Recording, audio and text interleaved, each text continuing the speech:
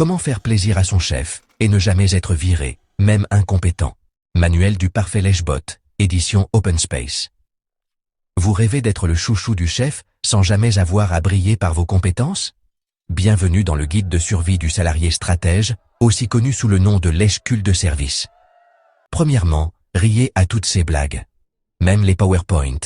Oui, même quand il dit que l'agilité, c'est comme le yoga du management, riez. C'est ça le leadership visionnaire, Michel. Surtout, riez avant qu'il ne regarde autour de lui. Vous devez être son rire de confiance. Deuxièmement, arrivez 10 minutes en avance. Mais surtout partez 2 minutes après lui. Pas pour travailler, non. Juste pour qu'il vous voie encore là. Bonus, laissez une feuille vierge sur l'écran, mais très concentré dessus.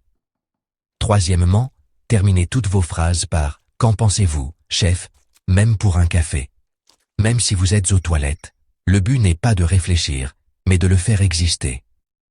Quatrièmement, répétez ces idées en réunion, mais 20 minutes plus tard. Et dites « Je vais peut-être dire une bêtise, mais… » Spoiler, ce n'est pas une bêtise. C'est l'idée du boss. Vous serez acclamé comme un génie incompris. Cinquièmement, rendez jaloux les autres en parlant de vos petits échanges stratégiques avec lui. Même s'il vous a juste dit bonjour dans l'ascenseur, à vous de broder. Sixièmement, appelez ça du leadership partagé, pas du lèche-botisme. On n'est pas des vendus, on est des ambassadeurs du climat managérial. Un peu de respect. Septièmement, soyez d'accord. Tout le temps. Même s'il veut peindre les murs en gris triste pour favoriser la concentration. Vous adorez. Ça vous apaise. Même si vous pleurez du sang. Huitièmement, regardez les non stratégiques, avec pitié. Vous savez, ceux qui bossent, qui ont des idées, mais qui n'ont pas la carte café-machine avec le N+1? Triste. Dites-le en soupirant. Conclusion. Ce monde n'est pas fait pour les compétents discrets, ni pour les honnêtes bourrus. Non.